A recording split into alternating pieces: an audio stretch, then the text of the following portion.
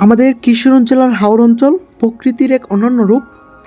বর্ষাকালে এই হাওরগুলো যেন এক বিশাল সমুদ্রে পরিণত হয়।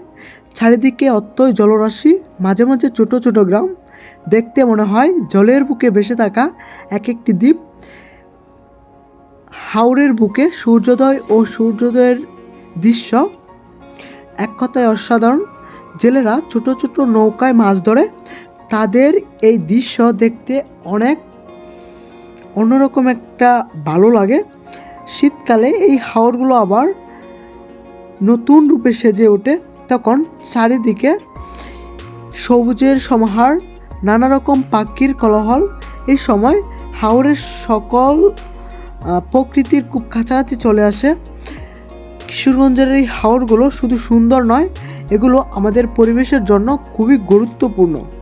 তো ধন্যবাদ সবাইকে আমার এই কথাগুলো শোনার জন্য। অনেক অনেক ধন্যবাদ সবাইকে।